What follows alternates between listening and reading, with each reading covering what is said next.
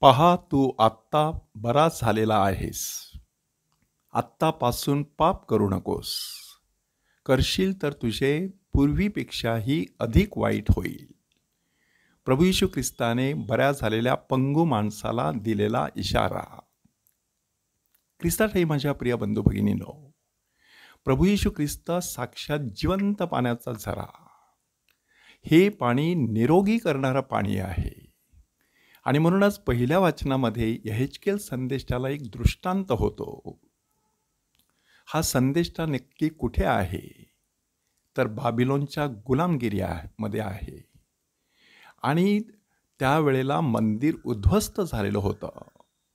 तरी देखील यहेजकेल संदेष्टाला बऱ्याच वेळेला मंदिराचं दर्शन घडत असे. दृष्टांत होत असत की मंदिर परमेश्वराच्या वैभवाने भरलेलं आहे, असा एक दृष्टांत त्याला झाला. आता एक दुसरा दृष्टांत होतो की मंदिराच्या उजवीकडून पाणी वाहताना मी पाहिलं. हे कोणत्या प्रकारचं पाणी? की ज्या पाण्यामध्ये माणसाला बरे करण्याची शक्ती असायची. आणि म्हणूनच यहेजकेल संदेष्टा त्या पाण्यामध्ये प्रवास करतो. आपल्याला जणू काही त्याद्वारे एक पाचारण करण्यात आलेलं आहे की परमेश्वराच्या सहवासाच्या पाण्यामध्ये चालत राहायचं आणि सर्वांग परिपूर्ण अशा प्रकारचं निरोगी जीवन अनुभवायचं. त्याचं सुंदर असं प्रतीक आजच्या शुभवर्तमानामध्ये आपल्यासमोर सादर करण्यात आलेलं आहे की बेत एत्सदा या ठिकाणी पहुडलेला पंगू माणूस 38 वर्षे त्या ठिकाणी पहुडलेला आहे. आणि त्याच्या डोळ्यासमोर बरेच लोक बरे होऊन जात आहेत. प्रभू येशू ख्रिस्ताने देखील त्याला एक महत्त्वाचा प्रश्न विचारला की जो प्रश्न प्रभू येशू ख्रिस्त आजही आपल्याला विचारत आहे की तुला बरे व्हायची इच्छा आहे काय? तुम्ही विचार करा, 38 वर्षे जर एखादा माणूस त्या ठिकाणी पडून राहिलेला असेल तर त्याला बरे व्हायची इच्छा नसणार का? परंतु तरी देखील प्रभू येशू ख्रिस्त हा प्रश्न विचारतो. कारण बऱ्याच वेळेला माणसाला एका विशिष्ट जीवनशैलीची इतकी सवय लागते की आपण आता ह्यापुढे अशीच राहणार. आपल्यामध्ये बदल होऊच शकत नाही. आपलं परिवर्तन होऊच शकत नाही. ही आपली सवय, हे आपलं व्यसन सुटूच शकत नाही. अशी माणूस स्वतःची समजूत करत असतो. आणि मग त्याला खरोखरच तशा प्रकारचा अनुभव येतो. प्रभू येशू ख्रिस्ताने त्याला प्रश्न विचारल्यानंतर त्या पंगू माणसाने काय सांगावं? की जेव्हा पाणी हलत असतं त्यावेळेला मी तिथे उतरण्या अगोदरच कोणीतरी जातो आणि बरा होऊन बाहेर पडतो. मला तिथे घेऊन जाणारा असा माझा स्वतःचा माणूस नाही. म्हणजे हा मनुष्य फक्त त्या पाण्याच्या निरोगी करण्याच्या शक्तीवरती विसंबून आहे. परंतु साक्षात जिवंत पाण्याचा झरा असलेला प्रभू येशू ख्रिस्त त्याच्यासमोर उभा आहे, हे त्याच्या लक्षातच आलं नाही. येशूने सरळ त्याला सांगितलं, पाज उचलून चालू लाग.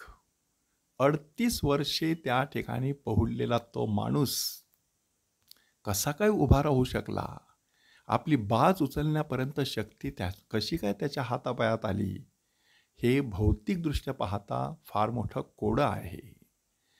अंतराळवीर ज्या वेळेला अवकाशामध्ये असतात तेव्हा ते पृथ्वी तलावरती पोहोचल्यानंतर परतल्यानंतर त्यांचे स्नायू एवढे कमकुवत झालेले असतात की काही दिवस त्यांना चालतासुद्धा येत नाही. इथे हा माणूस ताबडतोब बाज उचलून घेऊन निघून जातो. आणि शब्बाताचा दिवस, इतर लोक त्याला सांगत आहेत की आज शब्बात आहे, बाज उचलणं योग्य नाही. परंतु त्याने आपला आध्यात्मिक अनुभव त्यांना कथन केला.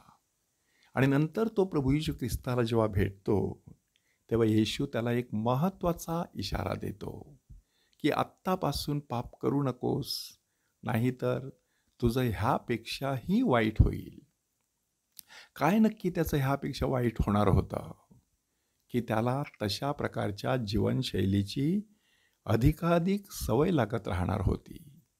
जणू काही तो त्या चक्रव्यूहामध्ये गुरफटून पडणार होता आणि मग त्याच्यातून बाहेर पडणं फार कठीण असतं. आज प्रभू येशू ख्रिस्ताची ही 2 वाक्ये चिंतनासाठी घेऊया. पहिलं वाक्य, तुला बरे व्हायची इच्छा आहे का? आणि दुसरं वाक्य, ह्यापुढे पाप करू नकोस, नाहीतर पूर्वीपेक्षा तुझं अधिक वाईट होईल. निरोगी करणारा प्रभू येशू ख्रिस्त स्वतः ह्या दिवसामध्ये दुःख सहन करत आहे. त्याला बसलेल्या फटक्यामुळे आपल्याला आरोग्य प्राप्त झालेलं आहे. पवित्र मरिया, आरोग्यदायी माता, लूड्स ह्या ठिकाणी म्हणा, वेलंकनी ह्या ठिकाणी म्हणा, तिने आरोग्याशी संबंधित चमत्कार घडवून आणलेले आहेत परमेश्वराच्या कृपेने. त्याच पवित्र मातेला सुद्धा सांगूया, आम्हाला सर्वांग परिपूर्ण असं आरोग्य दे.